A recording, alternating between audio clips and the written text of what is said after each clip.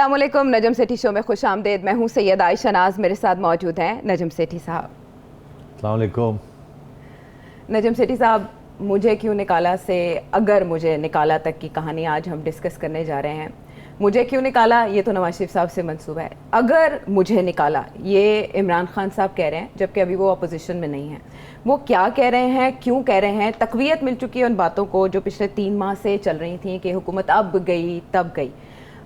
शेख रशीद साहब तसल्लियाँ करवा रहे हैं, सब हमें बता रहे हैं कि ऐसा कुछ नहीं है। ये वाले 5 साल भी और अगले 5 साल भी पीटीआई के हैं, बहुत कॉन्फिडेंस के साथ ये कहा जाता है। लेकिन इमरान खान साहब ने जब ये कहा कि अगर मुझे निकाला गया तो मैं पहले से ज़्यादा ख़तरनाक साबित होऊंगा और तुम्हें छुपने के लिए जगह नहीं मिलेगी, वो किसको कह रहे थे? उन्हीं की ज़ुबानी सुन लेते हैं, फिर आपसे जानेंगे कि आपका क्या कहना है इस बारे।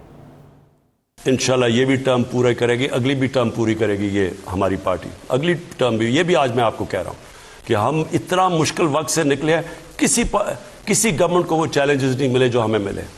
लेकिन मैं आपको एक और ज़रा ख़बरदार करना चाहता हूँ, अगर मैं गवर्नमेंट से बाहर निकल गया मैं आपके लिए ज़्यादा ख़तरनाक हूँ। अभी तक तो मैं चुप करके या ऑफिस में बैठा होता हूँ और तमाशे देख रहा होता हूँ। मैं अगर सड़कों पर निकला है ना तो आपके लिए छुपने की जगह नहीं होगी। सेठी साहब, आपको बताना चाहता हूँ, ये आपसे मुराद ऑपोजिशन ही है या हम हुकूमती वज़रा बता रहे हैं, हमें गवर्नर सिंध बता रहे हैं कि वो सिर्फ ऑपोजिशन को कह रहे हैं? वजाहतों की क्यों ज़रूरत, नौबत क्यों आई, किसको कह रहे हैं? देखिए, ऑपोजिशन को ये एक तरफ कहना कि मैं 10 साल के लिए यहाँ हूँ और फिर ये कहना कि जी मैं अगर मुझे बाहर निकाल दिया गया या मैं बाहर आ गया तो मैं आपके लिए एक प्रॉब्लम बन जाऊँगा, सड़कों पे होऊंगा, आपको छुपने की जगह नहीं मिलेगी। तो ये दोनों बात में कोई समझ नहीं आ रही कि कैसे बैठती हैं। अगर तो 10 साल रह रहे हैं तो फिर बाहर आने का तो कोई चांस नहीं है, और अगर बाहर आ रहे हैं तो फिर 10 साल तो बाहर ही रहेंगे आप। तो ये मेरा ख्याल है ये फिर इशारा कहीं और है, ये ऑपोजिशन की तरफ नहीं है। ऑपोजिशन की तरफ तो ये है कि मैं 10 साल के लिए हूँ, ये इशारा उनकी तरफ है जो आज तक इनके सतून बने मेरे, और अब शायद वो पीछे हट गए हैं और इनको बचाने के लिए तैयार नहीं हैं। अब ये उनको धमकी दे रहे हैं कि मैं अगर बाहर आ गया, मतलब है कि अगर आपने मुझे बचाया ना, जैसे आप बचाते रहे हैं मुझे, अगर आप मुझे बचाया ना आपने, क्योंकि अब मेरे पे हमला होने वाला है और मुझे ख़दशा है कि मैं अब बाहर आ रहा हूँ, तो इसलिए आपको मैं ये कह रहा हूँ कि अगर मैं बाहर आ गया तो फिर आपके बारे में मैं बहुत सी बातें करूँगा।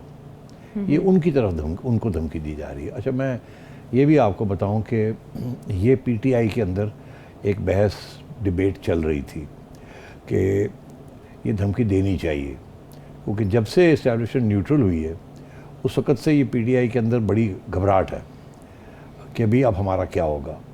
और खान साहब ने पहले भी एक धमकी दी थी और अब फिर ये धमकी दी है, और ये धमकी का माने सिर्फ यही है कि इस्टेब्लिशमेंट को कहा जाए कि आप मेरा साथ ना छोड़ें, क्योंकि आपने और मैंने मिलकर बहुत सी चीज़ें की हैं, और अगर आपने मेरा साथ छोड़ दिया तो मैं बाहर आ गया तो मैं बाहर फिर आपको एक्सपोज करूँगा। ये उनकी तरफ इशारा है। तो इसलिए बहुत इससे जो बातें, 2-3 बातें जो मुझे समझ आई हैं आयशा, एक तो ये कि बहुत घबराए हुए हैं, और ज़ाहिर चाहिए भी क्योंकि अब वक्त आ गया है। कुछ अरसे से मैं तो कह ही रहा हूँ कि गिनती शुरू हो गई है। अब मेरा ख्याल खान साहब को भी एहसास हो गया कि अब वक्त आ गया जाने का, और जाने का नहीं, निकाले जाएंगे। जाने का वक्त तो वो होता है कि ये खुद रिज़ाइन करें और जाएं। अच्छा। और जब निकाला जाता है बंदा तो फिर ये मौका नहीं मिलता कि आप उसके बाद जो है कंट्रोल करें किसी चीज़ को। जो आपको निकालते हैं या जो अगर जिस तरीके से आप निकाले जाते हैं, फिर वो आगे वही चीज़ आगे ये फैसला होता है कि आपके साथ रवैया क्या होगा, आपको क्या, आपके साथ किया क्या जाएगा। जैसे नवाज शरीफ साहब के साथ हुआ वैसे ही। जैसे ये होता है जब निकाले जाते हैं तो फिर पीछा वो छोड़ दे नहीं, फिर पीछे पड़ जाते हैं लोग कि इनको अब ख़त्म करके रहना है, और वो पूरी कोशिश करते हैं। और अब तो सूरत हाल ये है कि अगर आप निकाले गए तो इससे क्लियर कट बात होगी कि इस्टेब्लिशमेंट अब तैयार नहीं है आपको सपोर्ट करने के लिए, क्योंकि आपने बड़ी बेइज्जती अपनी भी की है और उनकी भी की है, और उनके लिए बड़े प्रॉब्लम्स बन गए हैं अब। और दूसरी तरफ ये है कि अवाम आपके साथ खिलाफ है। तो मैं आयशा ये समझता हूँ कि खान साहब बहुत घबराए हुए हैं और धमकियाँ दे रहे हैं, कभी लेफ़्ट को देते हैं, कभी इधर देते हैं, कभी उधर देते हैं, और इनकी अब बातों में कोई सेंस नहीं रही। ऐसे लगता है कि ये पता नहीं सुबह उठते हैं क्या सोचते हैं, इनको क्या पढ़ाया लिखाया जाता है, कौन पढ़ाता है इनको, और ये आके ऊट पटाख बातें करते हैं। पता नहीं क्या करते हैं, ये क्या खाते पीते हैं, मुझे समझ नहीं आती, जिससे ये इस किस्म का दिमाग में इस किस्म की बातें उनकी आ जाती हैं।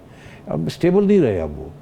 अब बड़ा ख़तरा है कि इस किस्म का प्राइम मिनिस्टर जो इस किस्म की सोच में मुब्तला है और हर रोज़ कुछ ना कुछ नई बात कर देता है और धमकियाँ देता फिरता है, तो खान साहब मेरा ख्याल है किसी पोजीशन में नहीं है। ये तो इत्मीनाद कहाँ से आया अगले 5 साल का भी? मतलब ब्लफिंग कर रहे हैं, और ये अगर जब बाहर निकलेंगे ना, और यकीन करें ये कहते हैं कि मैं सड़कों पे निकलूँगा, इनको कोई याद दिलाए कि 1992, 93, 94 में आपने सियासत ज्वाइन की।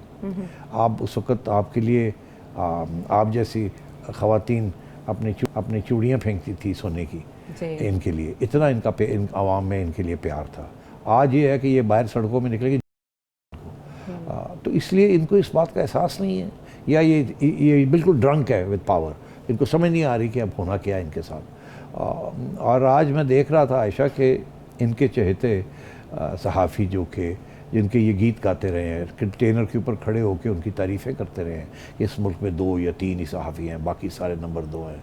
वो 2-3 सहाफ़ी जिनका ये नाम लेते रहे हैं और कहते रहे हैं वो कि 7 कंटेनर पे आते रहे हैं सिटी साहब, और 7 कंटेनर पे आते रहे हैं, वो 2, 3, 4 जो हैं वो सबसे आगे हैं अब इनकी तनकीद करने में। और बड़ी सख्त किस्म की बातें कर रहे हैं इनके ख़िलाफ़।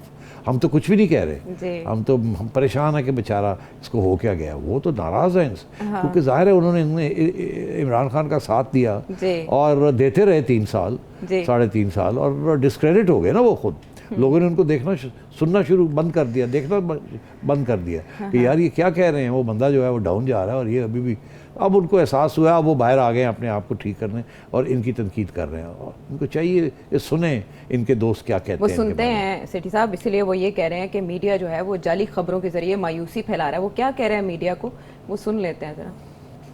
लेकिन मुझे ये बताएं कि आप अगर शाम को टीवी देखें और जो इनकी बातें सुने, वो 2 आ जाते हैं, एक बेचारा तहरीक इंसाफ का मासूम बैठ जाता है, वहाँ बाकी एंकर भी मिल जाता है, वो 2 उनके साथ जो दूसरे होते हैं, मुल्क मारा गया, तबाह हो गया, ये हो गया। तो ये कैसे बताते हैं अगर तबाह हो गया तो 5.37% मुल्क की इकॉनमी बड़ी कैसे है? कैसे इतनी अच्छी प्रेडिक्शंस की जा रही है पाकिस्तानी मईशत के लिए, अगर इतनी मायूसी है? आप भी उसका जिक्र करते हैं। ये मायूसी आप इनसे ना पूछें ना, उनसे पूछें जो मायूस हैं। जो सारे पब्लिक ओपिनियन पोल्स हो रहे हैं, जो लोग से आप इंटरव्यू कर रहे हैं मीडिया वाले, वो सारे क्या कह रहे हैं? अब इस पर कोई डिनाई कर सकता है कि जी महंगाई नहीं है और लोग सख्त तकलीफ़ में हैं?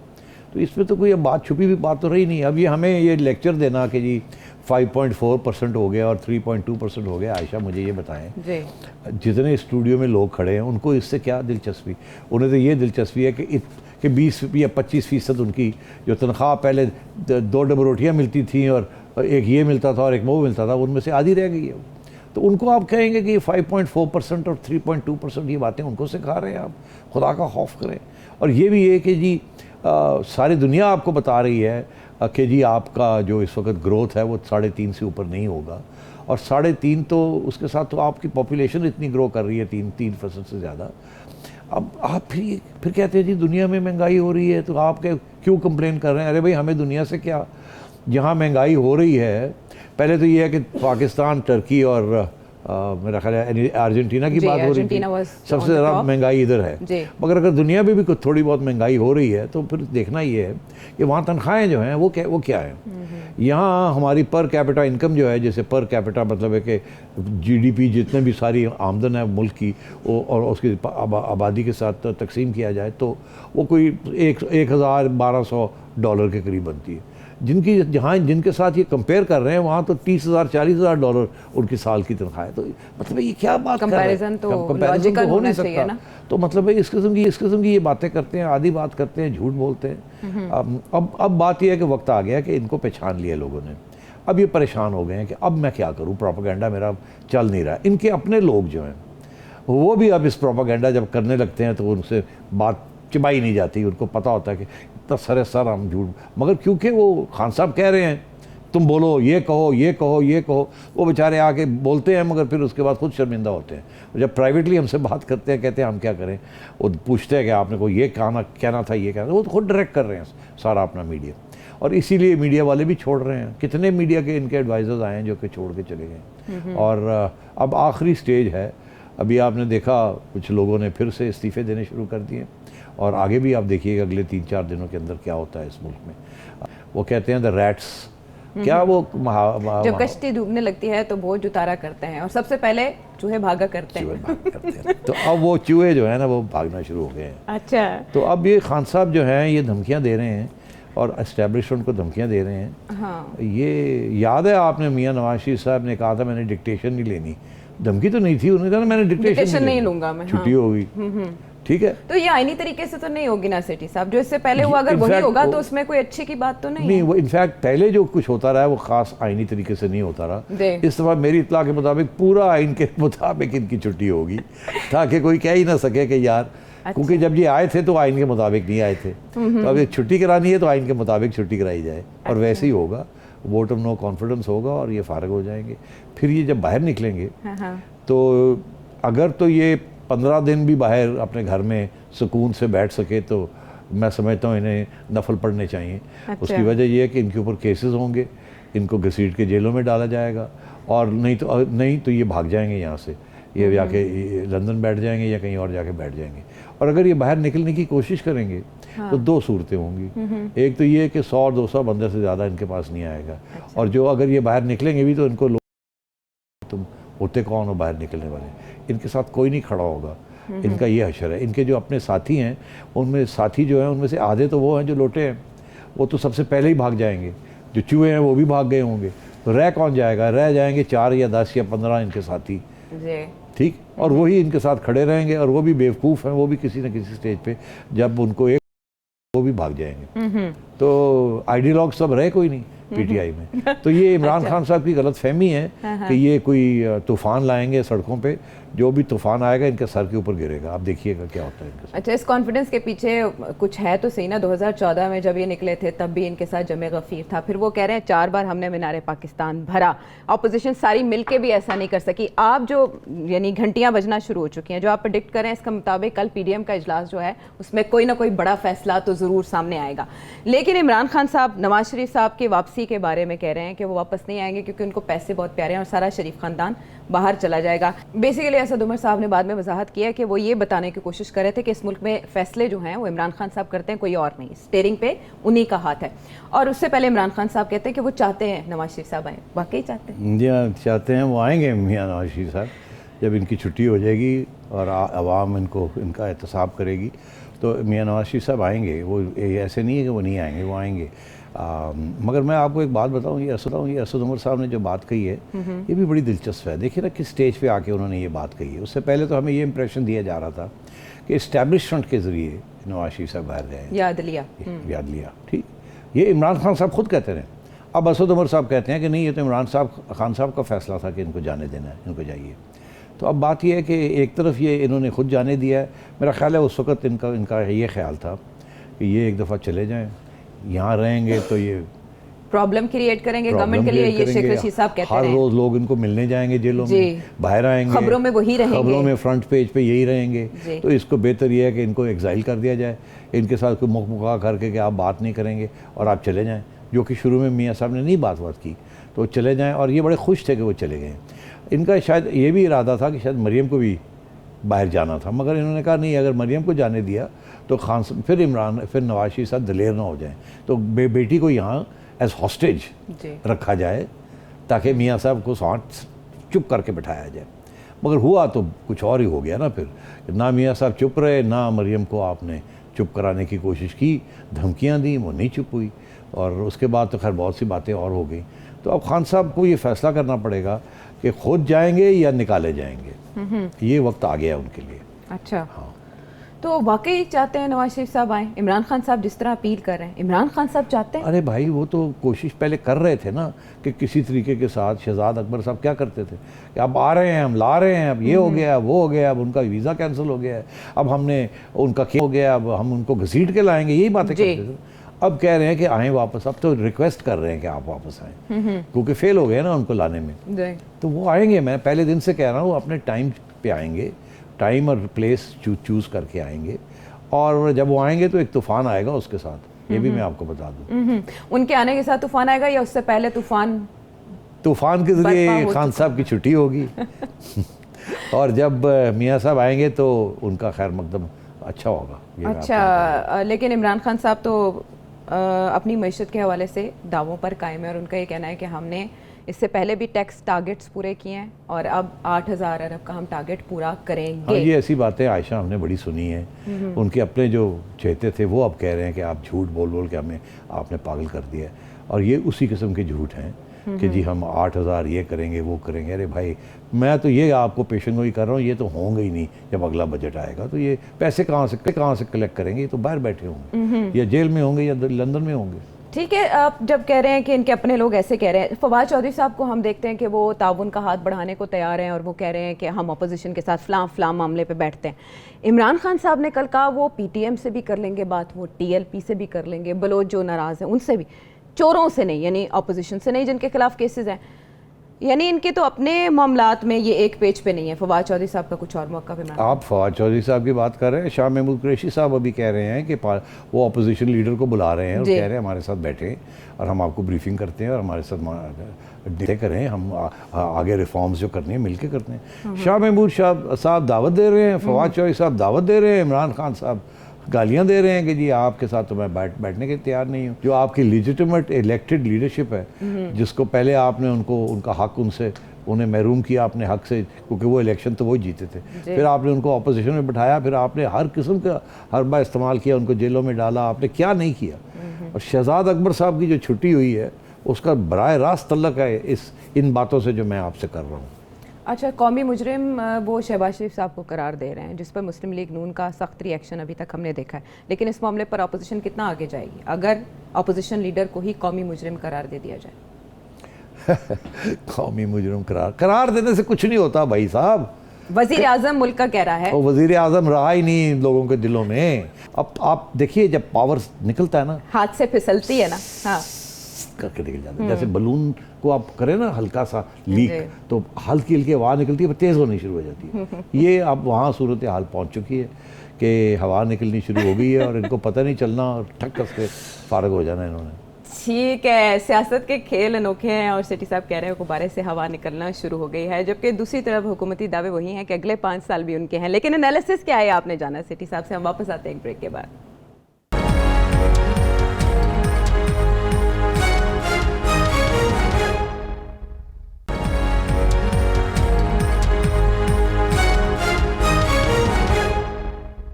Welcome back to the show. अच्छा सिटी साहब, एक अफवाह उड़ती है, खबर आती है और अपने प्रोग्राम में आप पहले भी बता चुके थे कि रुखसत होने वाले हैं शहजाद अकबर साहब, छुट्टी होने वाली है, लेकिन तरदीद की गई भरपूर तरीके से और उसके 4-5 दिन के बाद भी हमने ये देखा कि वो हो गया।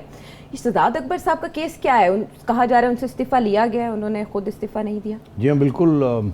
मेरी PTI के जो चिड़िया है काबीना के अंदर, उन्होंने पहले ही बता दिया था कि खान साहब बहुत नाराज़ हैं शहजाद अकबर से, और नाराज़गी इसलिए क्योंकि वो कहते हैं आपने तो 3 साल से मुझे बता रहे हैं कि ये मैंने एविडेंस इकट्ठी की है और इनको मैं अंदर कर रहा हूँ और ये हो रहा है और वो हो रहा है, और अब एक बंदा भी PMLN से आपने कन्विक्ट नहीं किया, जेलों में भी डाल दिए, वो बाहर भी आ गए, एक कन्विक्शन नहीं हुई 3-3.5 साल में, और आप इतनी लंबी कहानियाँ मुझे सुनाते रहे आपकी कामयाबी की।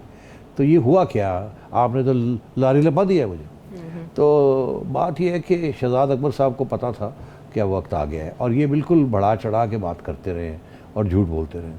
अच्छा, अब जब ये बात तो चल रही थी, मगर एक नई बात फिर सामने आई खान साहब के। वो ये बात सामने आई कि शायद शहजाद अकबर साहब ने कोई और भी गड़बड़ की है, करप्शन, शेयर वसूल किए, कुछ करप्शन की है। अच्छा। उसकी भी स्टोरीज जो हैं वो खान साहब तक पहुंची, जिसकी वजह से फिर वो और भी मायूस हो गए कि यार जिस बंदे को मैंने लगाया था करप्शन का खात्मा करने के लिए, वो तो खुद करप्ट निकला, और उसने अपना भी जाके कोई छोटी मोटी डीलें कर ली हैं। और वो मेरा ख्याल है एक आध डील की बात है, ऐसी कोई बात नहीं है कि जी सबके साथ ऐसे हुआ, नहीं। मगर बेसिकली उन्होंने ये किया कि जो केसेस बनाए वो बहुत कमज़ोर थे, और वो उनको एहसास नैब को भी इस बात का, क्योंकि प्रेशर बहुत था, तो उन्होंने बस जल्दी जल्दी केसेस बनाने की कोशिश की, और वो केस बनते नहीं हैं, अदालत में खड़े नहीं होंगे। इसीलिए फिर आपने देखा कि कोई कन्विक्शन नहीं हुई, और खान साहब बहुत नाराज़ थे। बिकॉज आप देखें ना, उनका तो प्लेटफॉर्म ही एक था कि मैं इनको छोड़ूंगा नहीं, मैं जेलों में भरूंगा, और उन्होंने पूरी कोशिश की, और शहजाद अकबर साहब को हेड बनाया हुआ था, उधर नैब चेयरमैन को बनाया हुआ था, इधर शहजाद अकबर साहब को। और पहले दिन से सारे पैगाम इमरान खान साहब के शहजाद अकबर साहब फ़ोन पे बात नहीं करते थे, उठ के जाते थे नैब हेडक्वार्टर्स, चेयरमैन के साथ मीटिंग करते थे, वहाँ फैसले होते थे कि फ़लाने के पीछे जाना है, फ़लाने के पीछे जाना है, फ़लाने के पीछे जाना है, और वहाँ ये फैसले होते थे। और फिर उसके बाद नैब कार्रवाई करती थी और शहजाद अकबर साहब जाके नंबर लगाते थे इमरान खान साहब के ऊपर। अब वो सारा एक्सपोज हो गया और इसलिए शहजाद अकबर साहब की छुट्टी कराई जा रही है और शहजाद अकबर साहब नहीं रहेंगे यहाँ, तो वो भी चले जाएंगे। ये बिल्कुल वही है, बैग पकड़े आते हैं, बैग पकड़ के चले जाते हैं, गैर मुंतखब अफराद। ये बिल्कुल वही, बिल्कुल। और ये हम कह के थक गए हैं, मगर नहीं, जो हुक्मरान आता है इस किस्म का आवाम के ऊपर के वोट से नहीं आता, तो वो यही करता है काम। अगर शहजाद अकबर साहब इस तरह से रुखसत हुए हैं तो एहतसाब के बयानिए पे जो कि कहा जा रहा है पहले ही कि पिट चुका, उस पर तो मुहर लग गई ना कि वो नाकाम हो गया। अब जो नए आ रहे हैं इनकी जगह मुशीर बरा एहतसाब, नाम आप जानते ही होंगे, उन पर कितना दबाव होगा? देखिए, कौन आ रहा नाम है? तो इस वक्त एक दो फ्लोट हो रहे हैं। खान साहब को जो मेन एडवाइज़र है वो उनके प्रिंसिपल सेक्रेटरी साहब हैं, आजम खान साहब जी। तो जाहिर है कि फिर वही कुछ सिलेक्ट करेंगे खान साहब को खुश करने के लिए, और बंदा ऐसा ढूंढ के लाएंगे जो कि आंखें बंद करके कोशिश करेगा सबको जेलों में डालने की। मगर मैं बात आपसे कहूँ, अब वक्त ख़त्म हो गया है, पार्टीज ओवर। अब पार्टीज ओवर। अब आप जिसको मर्जी ले आएँ, अब आप जिसको मर्जी जेल में डालें, आप फारग हो चुके हैं। तो बेहतर यही है कि अपनी कोई इज्जत बचाने के लिए खुद ही छोड़ दें और चले जाएं बाहर, नहीं तो आपके साथ ठीक नहीं होगा। जिस किस्म का गुस्सा है ना बाहर, और अब आपने इस्टेब्लिशमेंट को भी धमकियाँ देनी शुरू कर दी, तो इसका मतलब है कि you lost.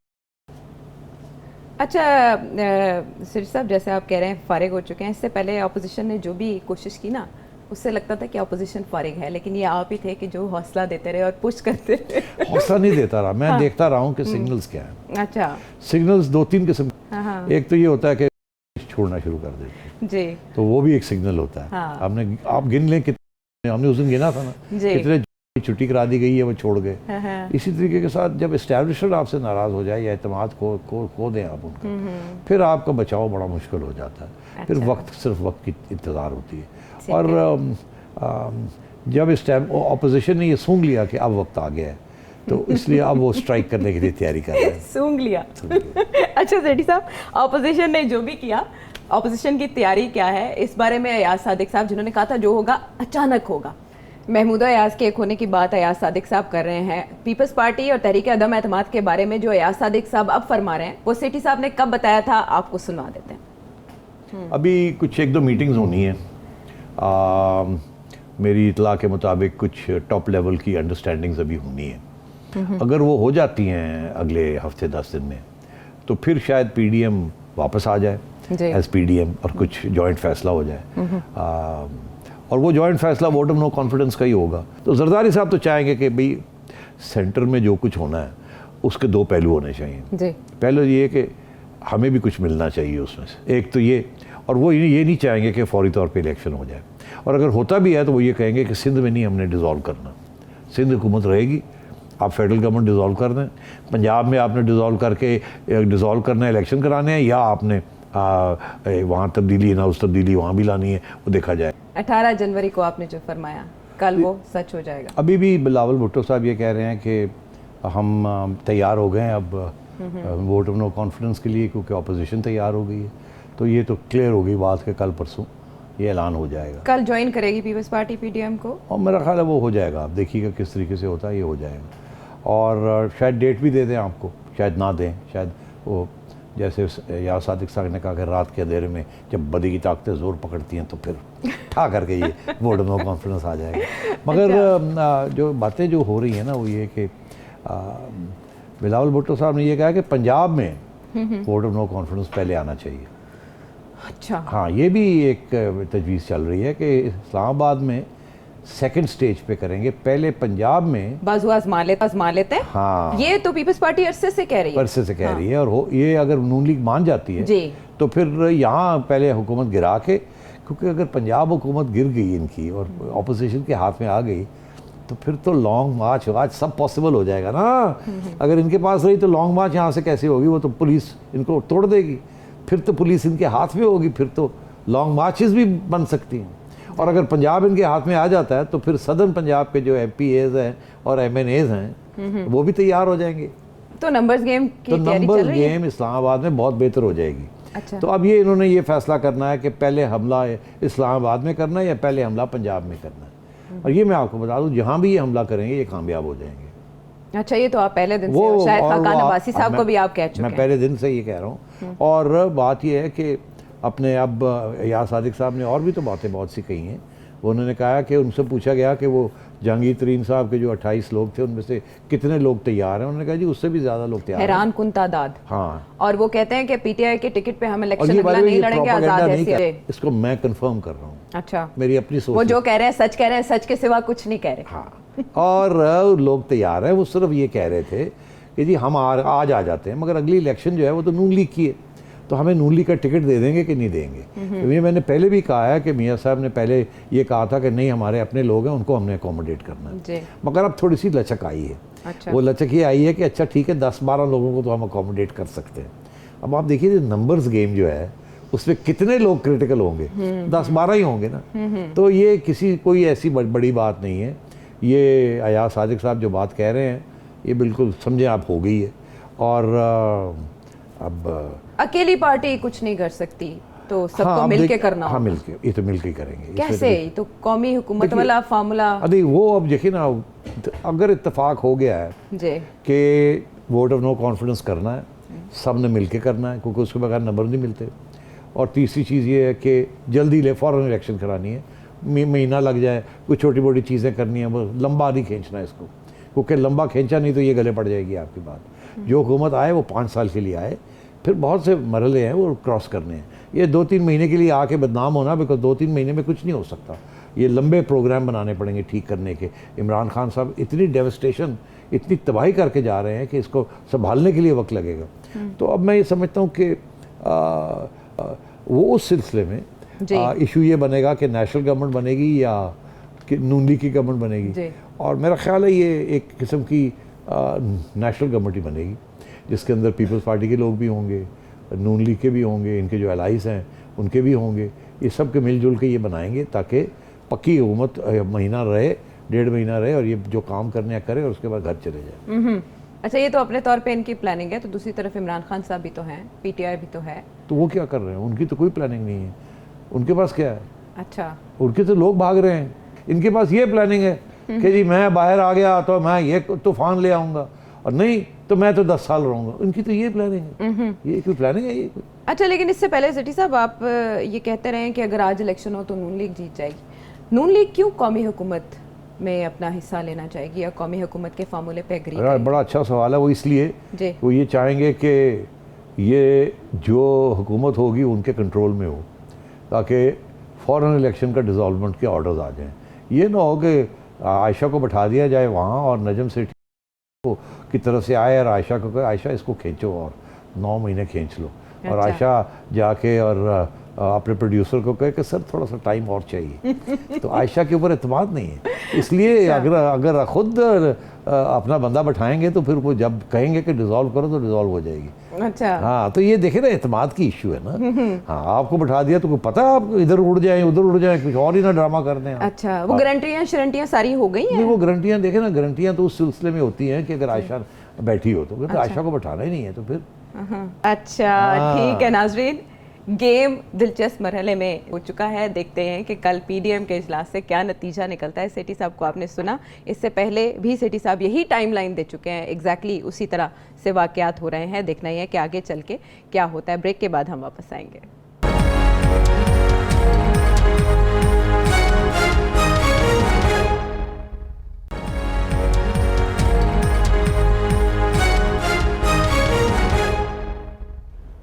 Welcome back to the show. अब पहले आपका सवाल शामिल करेंगे, उसके बाद हम पीएसएल पे बात करेंगे, जिसके 7वें एडिशन का आगाज़ 27 जनवरी से होने जा रहा है। पहले आपका सवाल। अस्सलामुअलैकुम, मेरा नाम अब्दुल गफ़ार है, मेरा ताल्लुक़ वज़ीरिस्तान से है।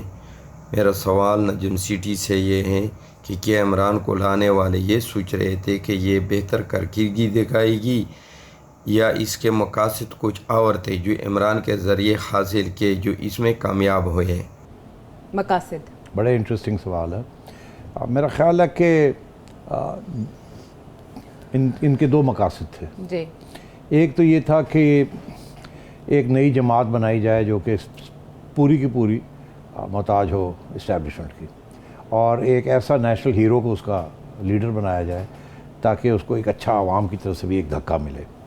पहले ये होता रहा कि जब ये चुनते रहे हैं लीडर्स तो वो दोनों सियासी जमातों से कभी बेनज़ीर कभी नवाज़, कभी बेनज़ीर कभी नवाज़, कभी जरदारी कभी नवाज़। अब ये था कि दुकू के एक परसेप्शन क्रिएट हो गई थी कि 30 साल से यही सिलसिला चल रहा था। तो इस्टेब्लिशमेंट के अंदर उनकी इंटेलिजेंस एजेंसियों के अंदर कुछ ऐसे एम्बिशियस जनरल्स थे जो ये समझते थे कि अब तब्दीली का वक्त आ गया और वो तब्दीली जो है वो हमें एक नया शक्ल चाहिए। 2 पार्टी सिस्टम ख़त्म करना, 2 पार्टी सिस्टम रहे या ना रहे, एक थर्ड पार्टी लेके आनी है और दोनों पार्टीज जो है उनको कमज़ोर करना ताकि थर्ड पार्टी के लिए स्पेस बने और एक ऐसा लीडर लेके आना जिसके ऊपर किसी किस्म का दाग ना हो। अच्छा, दूसरी बात ये कि साफ आदमी है, बंदे हम इसको टेक्निकल बंदे दे देंगे जो कि सिविल सर्वेंट्स हैं या एक्स जनरल्स हैं और इसकी टीम हम बना देंगे, कैप्टन इसको बना देंगे और ये जो कारकर्दगी है तो अच्छी ऑटोमेटिकली अच्छी हो जाएगी। उन्हें क्या पता था कि ये इमरान खान साहब जो हैं ये खुद ही एक 1 मैन टीम है ये जी। और आपने इनको जो टीम बना के दी वो किसी न किसी स्टेज पे ये निकालेंगे और अपनी टीम बनाने की कोशिश करेंगे, मगर क्योंकि एक्सपीरियंस नहीं है पॉलिटिक्स का, कोई लंबी चौड़ी अप्रेंटिसशिप नहीं हुई, तो वो लोटे छोटे सारे आ गए फिर पार्टी के अंदर और जो लॉयलिस्ट थे वो सब चले गए जो कि उम्मीद ला के लेके आए थे। आपको नाम लेने की हमें ज़रूरत नहीं है, सबको पता ही है। वो लाइन लग गई थी जस्टिस वजी से लेके और नूरानी साहब शुरू में जो कि इनके राइट हैंड लेफ्ट हैंड से वो भी चले गए, उसके बाद आहिस्ता आहिस्ता सारे चले गए। ये हमेशा इस्टेब्लिशमेंट जब डायरेक्ट पावर में आती है तो जो इस्टेब्लिश पार्टीज़ होती हैं उनकी छुट्टी कराती है, लोकल गवर्नमेंट के ज़रिए नए लीडर्स क्रिएट करती है। तो यहाँ तो वो सिचुएशन नहीं थी, तो इसलिए यहाँ से एक नेशनल लीडर ही लेना था। इनको कन्विंस किया। इमरान खान साहब के अगर आप इंटरव्यूज़ देखें, इमरान खान साहब ने कुछ दर्जनों के हिसाब से इंटरव्यूज़ दिए हुए। जब उनको पूछा जाता था कि आप सियासत में हिस्सा लेंगे कि नहीं, तो हमेशा ये जवाब देते थे कि नहीं, मैं क्यों इस सियासत तो गंदी चीज़ है, मैं अच्छा काम करने जा रहा हूँ, मैं बाहर रह के ज़्यादा बेहतर काम कर सकता हूँ आवाम के लिए, भलाई के लिए, social work, hospitals, universities, welfare के काम, तो मुझे पॉलिटिक्स में जाने की ज़रूरत नहीं है, वो तो करप्शन होती है, ये होता है। इवेंचुअली इनको धक्का लगाया गया कि चल भाई चलिए, तुम्हें हम सपोर्ट कर रहे हैं, फिक्र की बात नहीं है। उससे पहले तो बेचारे एक सीट भी नहीं जीत सकते थे। जो एक सीट जीती थी मियाँ वाली से, वो भी जनरल मुशर्रफ ने जिताई थी इनको। शेख रशीद साहब इन्हें तांगा पार्टी कहते थे। हाँ बिल्कुल, अब वो साथ हैं उनके। तो इस किस्म की सारी चीज़ें थी। तो एक मकसद तो ये था जो मैंने बताया। दूसरा इनका ये ख्याल था कि ये ठीक ठाक कारकर्दगी करेंगे, बंदे हम इसको अच्छे देंगे, बंदा ये खुद बुरा नहीं है, पढ़ा लिखा है, ठीक हो जाएगा काम है। हाँ, और हम साथ हैं, अगर कोई थोड़ा बहुत डामक डोल होगा तो हम पकड़ के रखेंगे, ट्यूनिंग कर देंगे, ट्यूनिंग करते रहेंगे साथ। वो करते रहे बेचारे, मगर यहाँ जो हाल था पहले ही दिन से पता लग गया कि इसके इरादे नेक नहीं है। जब इन्होंने बुज़दार को लगाया यहाँ, उम्मीद ये थी कि पंजाब आधा पाकिस्तान है, यहाँ कोई तकड़ा अच्छा बंदा लगाएं जो कि पंजाब को चलाए। पंजाब चलता तो फेडरल गवर्नमेंट चलती है, इन्होंने बाजार लगा दिया वहाँ। तो उस वक्त से ये सोचों में पड़ गए कि यार ये क्या हुआ है। और मैं आपको बताऊँ, इस्टेब्लिशमेंट ने पूरी कोशिश की ये पिछले 3 साल किसी तरीके के साथ इनको समझाया जाए कि बाजार को हटाओ, बड़ी बेइज्जती हो रही है तुम्हारी और बाय लिंक हमारी हो रही है, वहाँ कोई कारकर्दगी होनी चाहिए। मगर नहीं, वहाँ करप्शन बढ़ती गई यहाँ तक कि जब एक DGISI ने जाके खान साहब को ये कहा, और ये मैं आपको अंदर की बात बता रहा हूँ, चिड़िया की खबर, कि जी आप ज़रा ख्याल रखें, पंजाब के अंदर ये हो रहा है और आपके लोग कर रहे हैं ये वो। तो खान साहब इतने नाराज़ हो गए कि खान साहब ने कहा इसको तब्दील करो। तो एक DGISI 8 महीने के बाद तब्दील हो गए थे, क्योंकि उन्होंने जाके साफ बात कर दी थी खान साहब के आगे कि ये नुकसान हो रहा है आपका, वहाँ कुछ करें। तो ये हाल था। उसके बाद तो आपने देखा जो हाल हुआ यहाँ, यूटर्न पे यूटर्न और 4 बजे घर चले जाते हैं। उस्मान बुज़दार साहब पे यूटर्न नहीं लिया गया, बाकी हर कोई तब्दील होता रहा है, लेकिन उस्मान बुज़दार साहब अपनी जगह कायम है। और इसी तरीके के साथ KP में भी कमज़ोर लोगों को लगाया, ताकि हाँ वो भी कमज़ोर लोग, ताकि कोई वहाँ नया लीडर ना खड़ा हो सके जो कि आवाम ये ना समझे कि इमरान खड़ा लीडर नहीं है, वो बड़ा लीडर है। तो एक तो ये तो एस्टेब्लिशमेंट की तो यही कोशिश थी कि ये मामला चल जाए और हम इसको एक इलेक्शन, ये अच्छे काम करेगा, अगली इलेक्शन खुद जीत लेगा, और बीच में 1-2 चीज़ें हम भी इनसे ले लेंगे और अपना एजेंडा पूरा करवा लेंगे। एजेंडा जो था वो यही था कि अब हमने यहाँ नॉर्मलाइजेशन करनी है। इन्होंने पूछा ना जी और भी कोई एजेंडा था?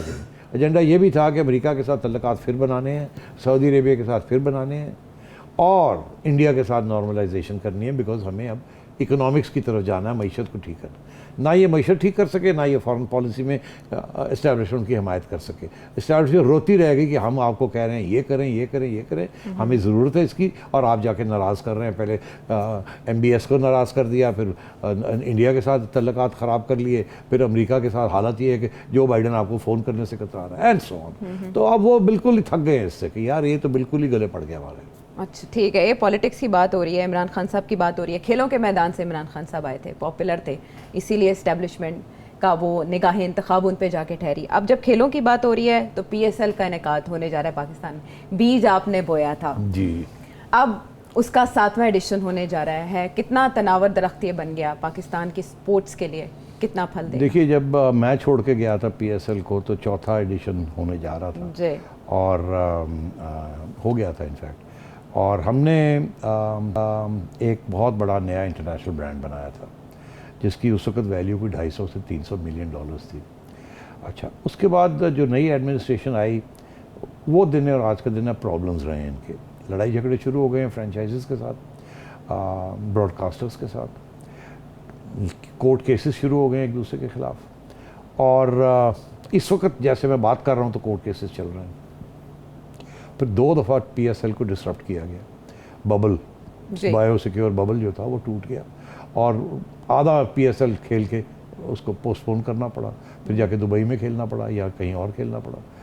तो इसके साथ ब्रांड को बहुत डैमेज हुआ है जी। अच्छा, अब शुक्र आपका ये करें कि आपकी जो PSL ने आपको जो खिलाड़ी दिए हैं, जिसकी वजह से आपकी अब टीम बड़ी तकड़ी हो गई है, वो कामयाब रहे हैं। इस वक्त ICC के जो अवार्ड्स मिले हैं उसमें सबसे ज़्यादा अवार्ड्स पाकिस्तानी टीम को मिले हैं, वो T20 में भी और वनडेज़ में भी आपके प्लेयर्स शाइन कर रहे हैं। और ये सारे, इनकी सारी ट्रेनिंग, इनकी सारी परवरिश जो है वो PSL में हुई है। तो पहली बात है। फिर दूसरा, PSL पाकिस्तान क्रिकेट वापस लेके आया, इंटरनेशनल क्रिकेट लेके आया। जब हमने, वो कहते हैं बर्फ़, पहला एक PSL का फाइनल, सेकंड PSL का फाइनल लाहौर में कराया, तो उस वक्त बहुत खदशा था, टेररिज्म है, ये है वो है। हमने करके दिखाया, उसके बाद रास्ते खुल गए। फिर हमने कराची में करवाया, लाहौर में करवाया, 3rd PSL। तो उसके साथ इंटरनेशनल क्रिकेट वापस आ गई, कि सिक्योरिटी इस्टेब्लिश हो गई कि इतनी यहाँ दहशतगर्दी नहीं है। तो रास्ते तो खोल दिए थे। अब जो सिचुएशन ये है कि PSL बहुत बड़ा ब्रांड बन चुका है, लड़ाई झगड़े इनके ख़त्म होने चाहिए। मैं हमेशा ये कहता हूँ कि अगर फ्रेंचाइजीज पैसा नहीं बनाएंगे तो PSL नहीं चल सकता, और अगर PCB पैसा नहीं बनाएगा तो PSL नहीं चल सकता। ये फाइनेंशियल मॉडल बहुत अच्छा है जी। इसमें सिर्फ एक चीज़ है कि डिवैल्यूएशन हो चुकी है, और जो फीस देते थे पहले फ्रेंचाइजीज वो डॉलर में देते थे। वो अगर $100 देते थे फीस तो वो 100 रुपये का डॉलर था उस वक्त, अब 150 पौने 200 रुपये का डॉलर हो गया। तो यहाँ एडजस्टमेंट करनी पड़ेगी PCB को ताकि उनका नुकसान ना हो। दूसरी चीज़ ये है कि अब इंटरनेशनल प्लेयर्स जो हैं वो भी ज़्यादा पैसे मांग रहे हैं। उस वक्त लिमिट्स रखी हुई थी हमने इंटरनेशनल प्लेयर्स की, के टोटल बजट जो था जिसमें आपने सारे प्लेयर्स ख़रीदने थे वो PSL के अंदर $1.1 मिलियन था, उसको भी बढ़ाना पड़ेगा अब, क्योंकि महंगाई हो गई है सारी जगह पे, पाकिस्तान में स्पेशली। तो इसलिए पैसे ज़्यादा देने पड़ेंगे क्रिकेटर्स को मोटिवेट करने के लिए। अच्छा, मगर आपके गेट रिसीट्स भी बढ़ रही हैं, आपकी ब्रॉडकास्टिंग राइट्स भी बढ़ रही हैं। तो इसलिए मैं समझता हूँ PSL इस वक्त एक बड़े अच्छे मोड़ पे खड़ा है, प्रोवाइडेड PCB और फ्रेंचाइजेज अपने मसाइल जो हैं वो एमिकबली बैठ के अक्रॉस द टेबल इसको हल कर लें। ठीक है। बाकी my good wishes of PSL। उम्मीद है कि रमीज़ राजा साहब मुझे इनवाइट करेंगे।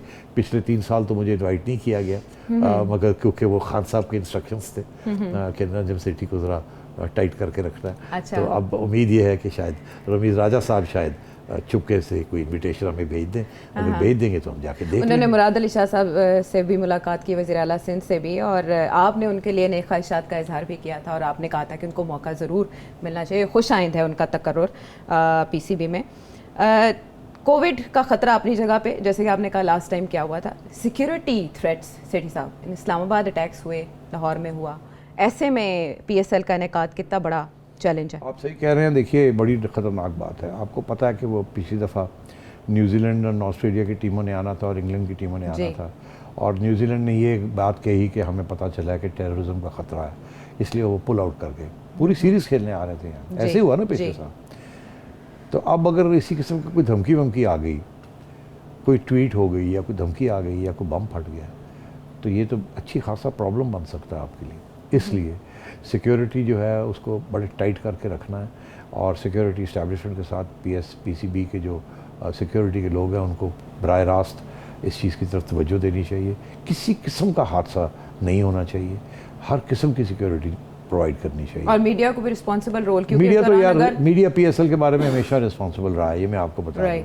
दूं। ऐसी कोई बात नहीं है, मीडिया पसंद करता है, मीडिया बड़ा खुश होता है PSL से, और मीडिया ही है जो ब्रॉडकास्ट राइट्स आपको देता है। तो इसलिए मीडिया आपके साथ है।